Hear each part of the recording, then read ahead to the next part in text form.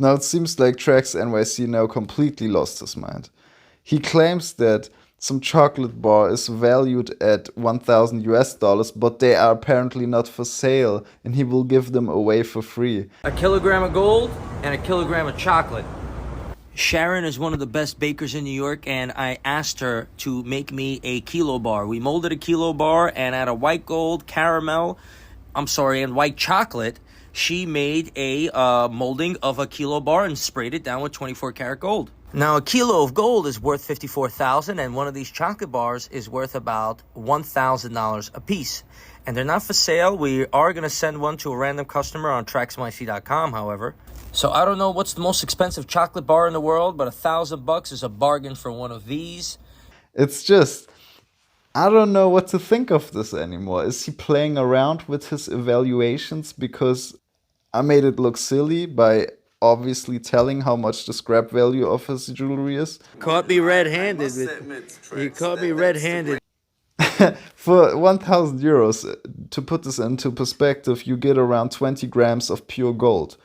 And I'm sure there is not 20 grams of gold in that chocolate bar. So it's I don't know what to say. It's probably just a trick, so I will make a video responding to this stupid bullshit. Can't take this shit serious anymore. Because, I mean, and he even stated it like in a professional way. Like, these chocolate bars are worth around $1,000 a piece. It's like, bro. Dude, only your loyal customers will buy that. Seriously, like they will believe that shit. I'll tell you. Gold is worth $54,000, and one of these chocolate bars is worth about $1,000 a piece. You can tell them anything.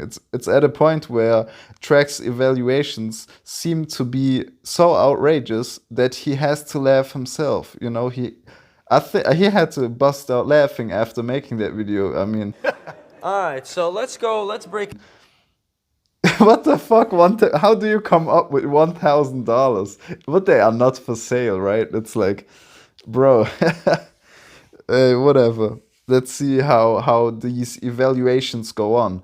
One day he will have a fucking toothpick and will state that this toothpick is worth around $50 or something. And as he always says, you will never be right because there is no price. But remember, you'll never be right, light bulb, because there is no price. Right? It's like, that's the whole point of me. I'm here to educate the people of the prices, especially for gemstones, which is a very difficult thing, but I'm trying to explain that. There are also market prices for gemstones, even if they are big stones and unique pieces. Since we talk about evaluations, who can you trust with evaluations? Can you go to someone who does it for a living? Someone that is an appraiser or something?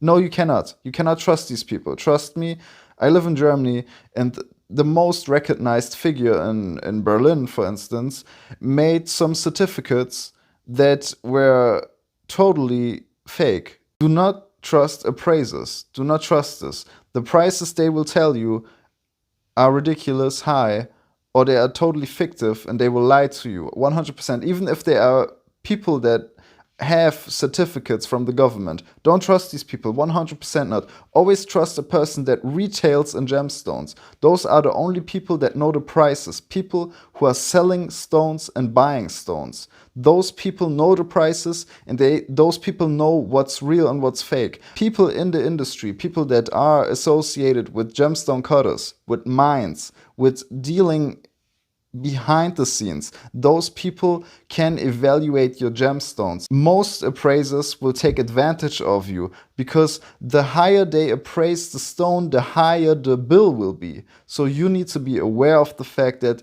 it's a profit-driven business where everyone wants to rip off, even the appraisers that are approved by the government. Even those appraisers will rip you off. So you will have to deal with people that are genuine people associated in the gem trade.